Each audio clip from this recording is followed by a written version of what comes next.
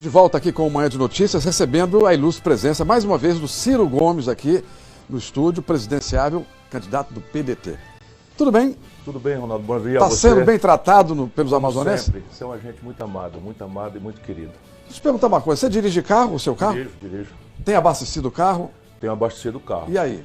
O meu a diesel sofre um pouco menos, mas é um escândalo, um absurdo completo. E o pior, há toda uma confusão nisso, mas isso é uma decisão política, não tem nenhuma lei, nenhuma regra econômica, nada que justifique, a não ser um verdadeiro assalto à mão desarmada ao bolso do povo brasileiro. O senhor viu quanto foi o lucro da Petrobras no ano passado? 101 bilhões e 600 milhões de reais distribuídos de dividendos sem pagar um puto de imposto. 1.400%, nem a Amazon.com teve esse lucro, nem a Apple teve esse lucro, ninguém teve. O lucro médio, Ronaldo, das petroleiras, eu estudo muito isso, é de 6,38%, da Petrobras foi 38%. O que Ciro Gomes fará na presidência da República com relação a esse caso, que está mexendo no bolso de todo mundo? No primeiro dia, os jornais publicarão 2 editais. Um revogando a PPI, que é a razão desse daí, que é a Política de Preço de Paridade Internacional. E o outro chamando quem quiser vender, para um leilão reverso, as ações privatizadas pelo Lula e pelo Fernando Henrique, de maneira a nós tomarmos o controle de 60% do capital e transformar a Petrobras de novo numa companhia do povo brasileiro. Hoje a manchete da Folha de São Paulo, a manchete política, é que o senhor está sendo cortejado pelo União Brasil, que é hoje o maior partido político do Brasil. Tem a maior representação no Congresso. Como é que o senhor recebeu esse... Nessa fase, nós estamos todos conversando com todos. E na nossa imprensa, naturalmente, cumprindo o seu papel, tenta antecipar, não é, o que só acontecerá em julho. Por quê? Porque todo mundo quer ver, mais ou menos, com o mínimo de risco, o que vai acontecer na opinião pública, que gradualmente vai se ligando no assunto eleições. Nesse momento, as pesquisas pegam um eleitor que está angustiado com o desemprego, com a inflação, com a carestia, com tudo o que está acontecendo, e obriga ele a escolher. A tendência é repetir o nome das pessoas mais conhecidas. Com o passar do tempo, e a gente conhece bem isso, não é? As pessoas vão se ligando e começam a conversar sobre o assunto. De maneira que eu tenho conversado com o PSD, do Kassab, e tenham conversado, que agora nesse momento a conversa é que o Kassab está convidando o Eduardo Leite, governador do Rio Grande do Sul, que vai decidir se sai ou não do PSDB, onde disputou a prévia com o Dória. E estou conversando com a União Brasil. Isso é consequência de uma aliança que já fizemos no ano passado, quer dizer, no ano retrasado, com a eleição municipal. Nós apoiamos o Calil, por exemplo, em Belo Horizonte, e apoiamos o Neto lá em Salvador. De maneira que esse desdobramento está acontecendo porque eu quero ver se eu me reúno com todas as não viúvas do Bolsonaro. Que a imprensa de São Paulo chama de terceira via, mas não tem nada a ver com Moro, com Dória, que são as viúvas do Bolsonaro. Eu estou noutra. Né? Bom, o senhor foi citado ontem. Você gostou dessa? Não, eu estava pensando em ouvir outra coisa. Mas ontem o senhor falou no Bolsonaro, o Bolsonaro confundiu o seu nome com Ciro Nogueira. Com Ciro Nogueira. É sinal que o seu nome não sai da cabeça dele? É? Ele sabe o que é que eu represento. Né? Eu represento uma negação muito séria daquilo que ele representa, que é uma grande mentira. Porque o Bolsonaro tirou 70% do eleitorado, por exemplo, em números redondos, da Amazônia.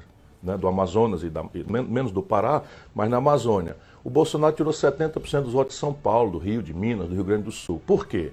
Não é uma obra extraordinária que ele não tinha. Ele vinha de ser um deputado do baixo clero, vinculado às mildices da Câmara. Eu fui colega dele lá na Câmara. Ele também não foi eleito, os 70% desse voto importante do povo brasileiro, porque tinha uma boa proposta. Não, ele fazia questão de dizer que não entendia nada de economia, terceirizava as decisões e as opiniões para o Paulo Guedes, etc. Por que ele se elegeu?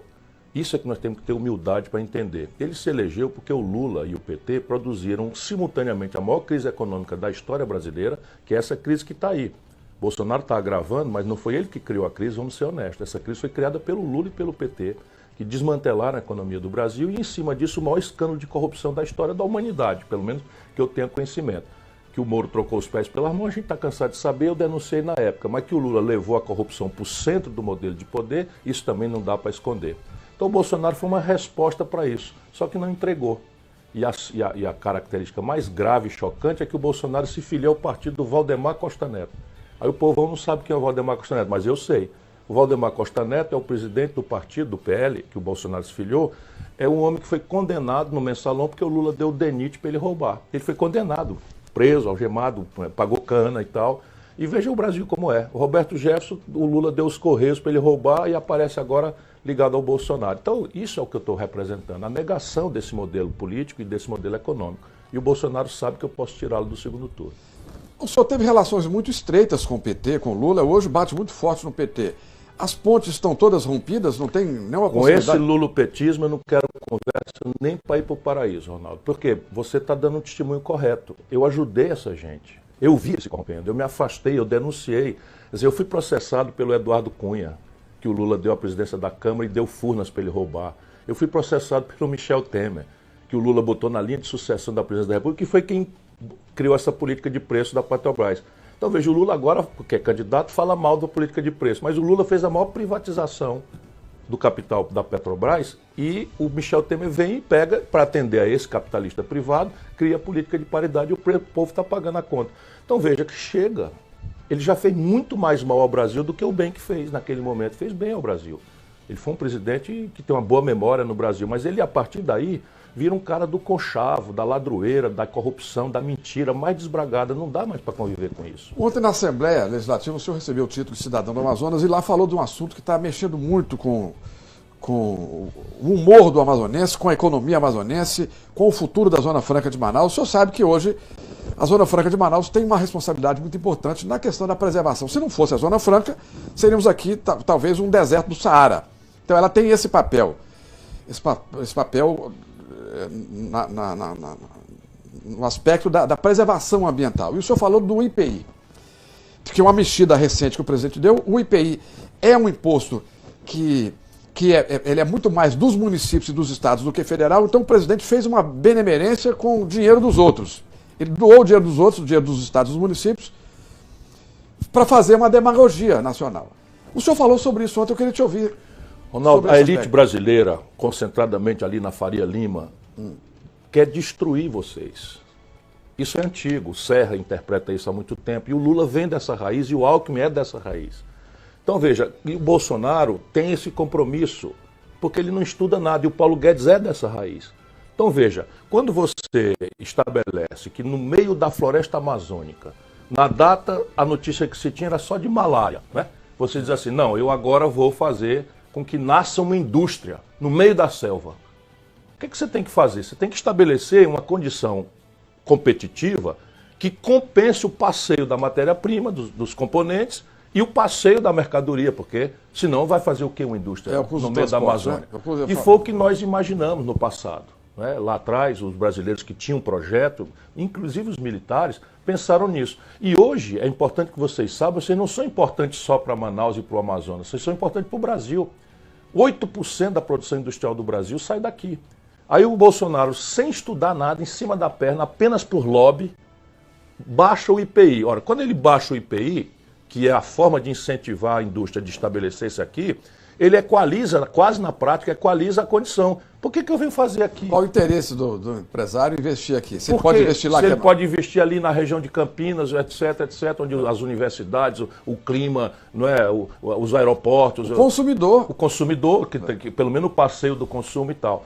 E isso vai se agravando, porque sem projeto, todos os elementos de indução do desenvolvimento, fora do capitalismo selvagem, que só quer lucro de volta e não pensa no desenvolvimento, na oportunidade do trabalho, está acontecendo. Eu adverti ontem também, e a elite de vocês precisa acordar, está em pleno andamento o plano do Bolsonaro de privatizar o gasoduto Coari-Manaus. Ora, eu lutei por esse gasoduto muitos anos mesmo, estive lá em Urucum, vi o início da prospecção do gás, e isso quer dizer o quê? Nós vamos sair do controle do governo, o preço... Quer dizer, vai sair do controle do governo o preço do insumo da matriz energética de vocês e do polo industrial. Vocês têm uma termoelétrica que dependia de ciclos de transporte de óleo diesel, agora estão conectados com a sua própria natureza e eles estão preparando. Já se sabe até quem é o consórcio favorito, que é um consórcio BTG e família Moreira Salles. Eu estou denunciando isso, pago caro por isso, mas eu espero muito que as pessoas entendam que nós precisamos lutar. E a Eletrobras, que está em curso a privatização?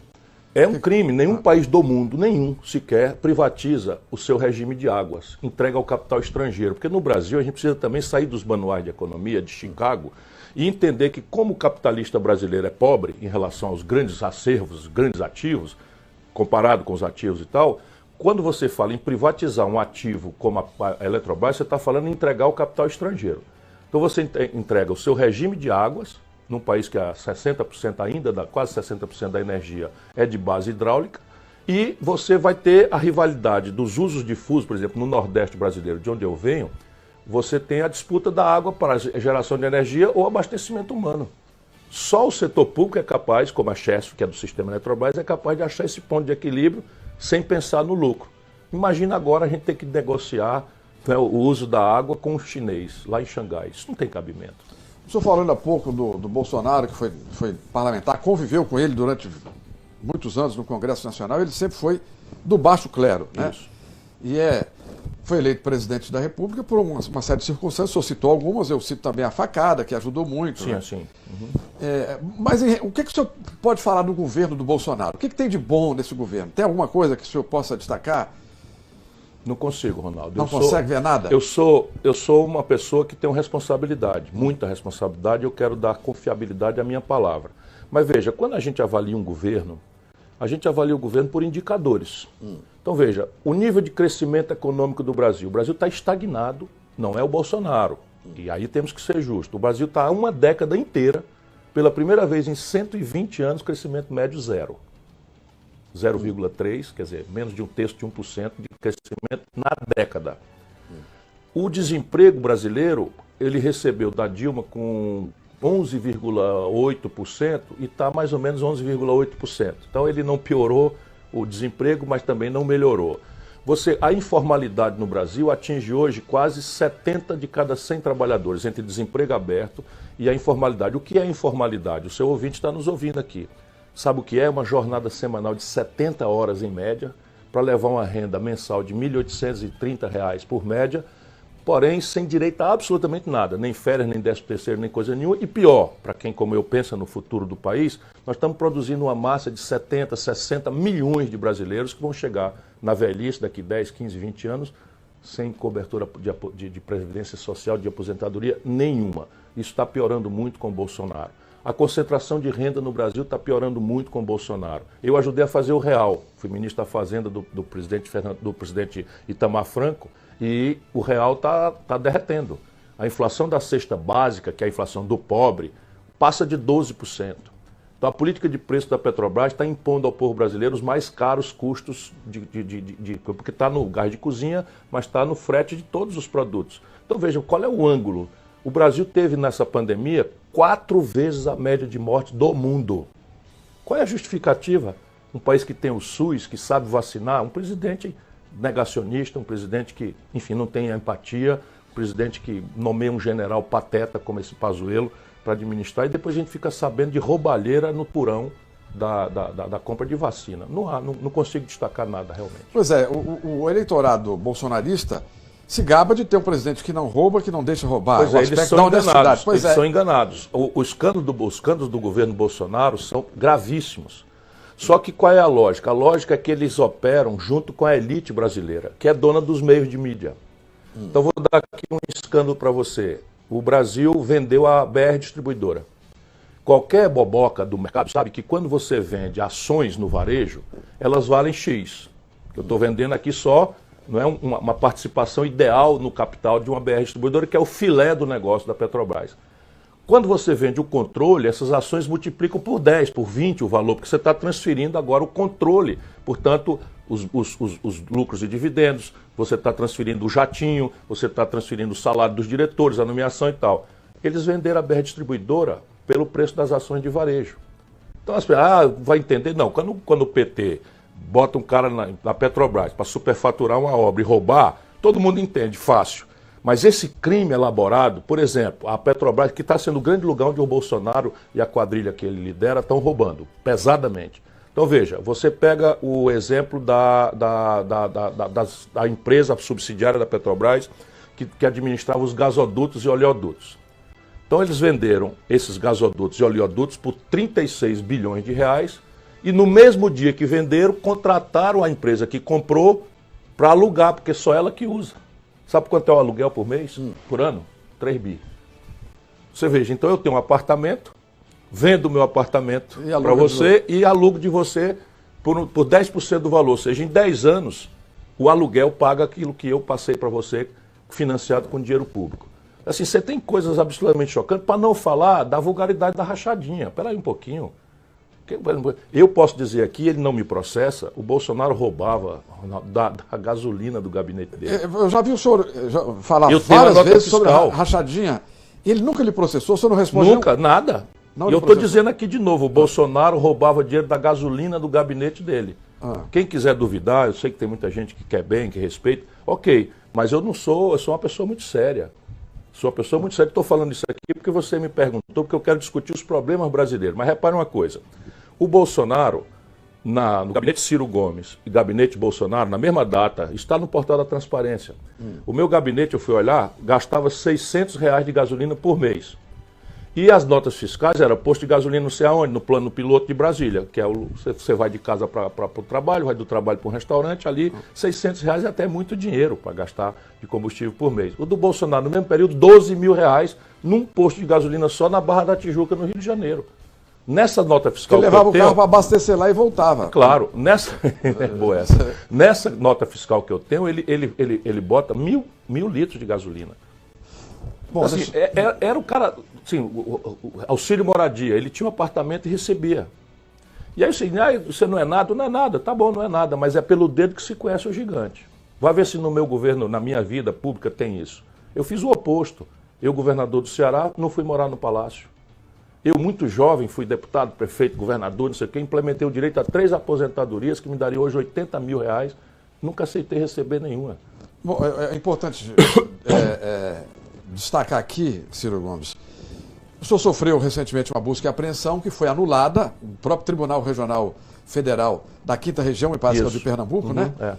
Mandou anular porque viu abuso do juiz, o senhor denunciou isso à época, realmente não tinha o menor sentido aquela operação, quem viu notou que tinha alguma coisa dirigida, e o tribunal, é importante falar isso porque Por unanimidade. Aquela história do saco de penas. É Santo Tomás de Aquino que se joga ao vento na encruzilhada. Você nunca consegue resgatar todas, mas é importante onde tiver. Eu te agradeço muito essa oportunidade e tem novidade no caso. Tem novidade no caso. O juiz foi induzido em erro por um delegado da Polícia Federal, que lá oportunamente vai responder por isso, mas o superintendente da Polícia Federal, olha o Bolsonaro, acabou de trocar o diretor-geral e o diretor-geral tirou o cara encarregado, era o Zampronha, encarregado dos inquéritos contra os políticos.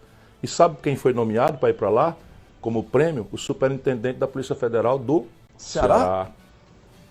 Quem tinha essa? Estou dando em primeira mão para você aqui. Então veja, o homem público tem que ser diferente das pessoas privadas. Por exemplo, eu não tenho sigilo bancário nem fiscal, não pedi à justiça. Nem pedi para trancar o inquérito, nem pedi para tirar o meu sigilo bancário e fiscal, porque eu não tenho nada para esconder.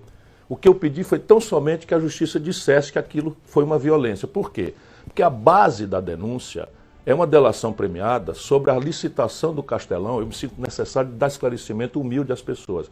O Castelão, que o meu irmão era governador, eu não ocupava cargo nenhum. Essa licitação, Ronaldo, foi feita em 2009. O que é uma busca e apreensão? Não é uma condenação nem uma denúncia, é uma precaução que a polícia pede ao juiz para tomar posse de provas que podem eventualmente ser destruídas. Passa na cabeça de alguém, que foi isso que o tribunal repudiou. 12 anos depois. 12 anos depois, não é você ir na casa de um para buscar prova de algo que aconteceu em 2009. E sabe, os caras chegaram lá, me conhecem, sabe, pedindo desculpa. Aí levaram meu telefone. Imagina, o iPhone já mudou de personalidade quantas vezes em 13 anos de idade. É ridículo, mas graças a Deus, né, Deus é grande e eu não tenho nada a esconder. E para consertar o Brasil, Ciro, qual é a sua proposta para consertar o Brasil aí?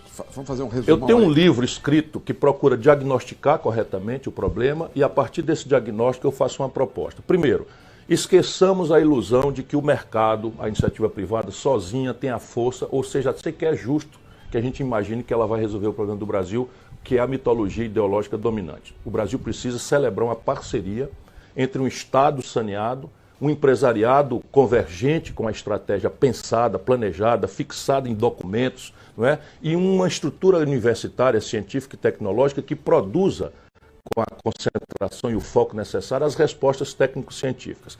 Como é que isso funciona? A minha ideia é que o Brasil deve se impor a tarefa de ser, em 30 anos, uma Espanha. Eu escolhi a Espanha porque nem é o mais rico, nem é o mais pobre país da Europa. E se vive com qualidade de vida muito decente lá. Então eu peguei a Espanha e pega os indicadores sociais e econômicos, a renda por cabeça, a matrícula dos jovens estudantes de 18 a 25 anos na universidade, a mortalidade infantil, enfim, pega esses indicadores e eu então estabeleço nesse plano a ideia de que o Brasil vai fazer um esforço para, em 30 anos, virar uma Espanha, sob o ponto de vista dos indicadores de equilíbrio e de qualidade de vida do povo. Para isso, nós precisamos crescer a economia 5% ao ano em média. Estou dizendo de novo, faz 10 anos que o Brasil cresce zero. Para crescer, nós temos que consertar 4 motores. Eu estou fazendo um esforço para resumir aqui um projeto que é um livro. Primeiro motor, o país só cresce quando o consumo das famílias cresce. Isso é óbvio, ninguém precisa ser economista. Se as famílias consomem mais, o comércio vende mais, contrata mais gente, encomenda mais da indústria, então a economia gira. Tem mais dinheiro para consumir mais. Então, o consumo das famílias vem de emprego, renda e crédito. Emprego e renda vem depois que a economia cresce. Aonde é que há uma política pública que o Brasil pode fazer, que está pensada no meu projeto? Acudir as famílias brasileiras, 72 de cada 100 famílias estão super endividadas, é o maior endividamento da história brasileira, e 63 milhões e 700 mil pessoas estão no SPC. Humilhados. Então, a minha ideia é fazer Caixa Econômica, Banco do Brasil, os bancos regionais, BASA, BNB, fazer um grande trabalho de mediação dessa dívida. Nós conseguimos no Serasa até 90% de desconto, eu faço isso no Ceará. Essas ideias estão todas já experimentadas. A gente consegue descontar 90% e refinancia 10%, devolvendo as famílias com um processo de educação financeira para o processo. Segundo, as empresas. 6 milhões de empresas no Brasil estão hoje no Serasa, que é o SPC das empresas. Eu proponho um fundo soberano com uma fração das reservas cambiais, que são 360 bilhões de dólares. Eu quero tirar 70 bilhões de dólares, fazer um fundo e trocar essa dívida interna brasileira no juro mais explosivo do mundo, que está crescendo de novo, por um juro próximo de zero, que é o juro internacional, lastreando essa reestruturação do crédito empresarial com esse pedaço das reservas cambiais do país. E o risco cambial está minimizado, enfim, está bem estudado o assunto, porque nós estamos na cotação máxima do dólar, R$ 5,10 por dólar. Terceiro, a retomada do investimento público. Aqui é a chave da grande virada. Nós temos hoje 14 mil obras paradas no Brasil. Qual é a característica delas? Já estão licenciadas do ponto de vista ambiental, já estão licitadas, pepinos de Tribunal de Contas, uma força-tarefa resolve com rapidez. E de onde vem o dinheiro? Então eu sou o único candidato que dou a cara para bater. 20% de corte nas renúncias fiscais, fazendo seletivamente esse corte, botam 70 bilhões de reais por ano nos cofres do governo. Um imposto sobre as grandes fortunas acima de 20 milhões de reais, com a alíquota muito pequena, de 0,5%, atinge 58 mil contribuintes e arrecada 60 bilhões de reais por ano. Criar um imposto sobre lucros e dividendos empresariais, que só o Brasil não cobra, eu cobrei quando fui ministro da Fazenda, bota mais 70 bilhões de reais por ano no cofre. E aqui você vai indo para 3 trilhões de reais em 10 anos, que será o lastro de alguns fundos que vão, de um lado, financiar uma retomada pesada da infraestrutura. A ênfase aqui é a titulação das casas e ocupações nas periferias do Brasil, e um grande esforço de construção civil, que é quem emprega mais rapidamente, sem exigência maior de qualificação e sem importar insumos do estrangeiro. Com isso, eu viro o jogo e o país começa a chegar nos 5% de crescimento. Para encerrar esse debate nacional, depois eu quero fazer uma pergunta local. O que o senhor acha desse projeto que está em regime de urgência no Congresso sobre mineração em terras indígenas? O Brasil não precisa fazer isso, e se for fazer, não pode fazer com esse descuido, entregando a multinacionais, como é o caso aqui dessa empresa canadense, na questão do potássio. Se nós quisermos fazer isso, nós temos que fazer, primeiro, dando absoluta segurança às nossas comunidades indígenas de que só haverá benefício para elas e nenhum malefício. Isso tem que ser feito com paciência, com grande discussão, com consulta, como a legislação prevê. E isso é essencial, e o Amazonas ainda precisa entender isso. Eu sei que tem muita injustiça, tem muito, sabe, palpiteiro nas praias do Rio de Janeiro, dizendo da vida e da morte do povo que vive. 40 milhões de brasileiros foram chamados para ocupar a Amazônia, integrar para não entregar, essas coisas todas que eu conheço. Meu avô veio no ciclo da borracha para viver no Acre. Enfim, eu conheço bastante bem essa realidade, conheço aqui a cabeça do cachorro, conheço Tabatinga, trabalhei com os ticunas, sabe, conheço tudo isso aqui. E amo isso daqui. O INPA está sendo destruído e é um cérebro importante para refletir sobre essas alternativas. O Emílio Gueldi, lá no Pará, também tem um acúmulo de memórias de uma economia que pode se verticalizar para o interior, a industrialização que hoje se concentra em Manaus e um pouco em Belém, mas muito mais em Manaus do que em Belém. Pois bem, Esse desenho, não é, do Brasil vai exigir algumas ferramentas de planejamento. Para a Amazônia, a mais importante ferramenta é o zoneamento econômico ecológico. Então você tem a superposição de unidade de conservação, tem as áreas de proteção, enfim. Você, quando fizer isso, você tem que fazer uma superposição de um planejamento muito bem feito tecnicamente, mas mais bem feito tecnicamente tem que ser muito legítimo, ou seja, trazer de baixo para cima a compreensão das pessoas de que aquilo é uma providência correta e que deve virar uma lei, porque senão não pega. Você imaginar que vai resolver o problema de proteção da Amazônia com repressão, num país que tem 210 milhões de habitantes, sabe qual, vou falar baixinho aqui para o bandidagem não saber, sabe qual é o efetivo da Polícia Federal do nosso país? 11 mil pessoas, 11 mil. Um terço da Polícia Militar do Ceará. Isso é um país saqueado, destruído e de uma elite podre. Isso depois de lulismo, de conversa mole, de PT durante 14, 20 anos, só papo furado, não mudaram absolutamente nada na vida brasileira. Quando a gente fizer esse zoneamento econômico, então vamos definir antes o que é que pode, o que é que não pode e aonde. E ao endereçar isso, talvez seja oportuno, eu estou dizendo talvez porque eu quero discutir isso, não é uma ideia que fixou na minha cabeça, a ideia de uma estatal semelhante à Vale do Rio Doce para explorar recursos minerais em áreas sensíveis, desde que essa forma de exploração seja benéfica para as comunidades tradicionais e compreensível da necessidade de sustentabilidade ambiental. Só uma estatal é capaz de fazer isso. Se você entregar isso para o capital privado estrangeiro, eles vão abrir um buraco aqui, pouco importa indígena, pouco importa a população, pouco importa a consequência disso para a comunidade local e vão-se embora. Que é o que vai acontecer com esse potássio se nós deixarmos acontecer. Bom, para finalizar, o senhor, como é que está o seu palanque aqui no Estado? Eu vou sair bem aqui, vou sair com uma chapa própria, nós estamos dando ao povo do Amazonas. Ontem eu me lembrei muito daquelas preliminares em que a gente enfrentou e derrotou os coronéis no Ceará para sempre. Havia ali uma sensação de que aqueles 3 coronéis, era o coronel Adalto Bezerra, o coronel César Carlos, o coronel Vigílio Távora, até boas pessoas, mas eram coronéis mesmo, é curioso, porque eram coronéis do Exército. E eram donos do poder, se alternavam, brigavam entre si, faziam acordos entre si, mais ou menos parecido com as tradições de quem eu sou até amigo e tenho boas relações com as lideranças do Amazonas. Mas parece que a sociedade do Amazonas está meio cansada, mas não tem alternativa. Nós vamos apresentar uma alternativa. Nós estamos com uma defensora pública, Carol Braz, que tem vocação pública absolutamente extraordinária, tem feito um discurso que me impressiona pela força com que ela se apresenta, com essa ideia de oferecer uma alternativa de mudança ao povo. E vamos com o nosso Luiz Castro, que é um político já experimentado, foi secretário de Estado, foi prefeito 2 vezes. Foi quase senador por pouco. Quase por nadinha foi senador. E ele agora, mais maduro ainda, também está pronto para ser. Então nós vamos oferecer ao povo do Amazonas essa alternativa. Ciro Gomes, muito obrigado pela sua presença. Muito obrigado a você. Boa sorte. Um forte abraço a gente, querido. No decorrer da eleição. Sempre com muita honra e prazer. Eu lhe agradeço muito essa oportunidade. Obrigado. Nós vamos ao intervalo e voltamos daqui a pouco. Até já.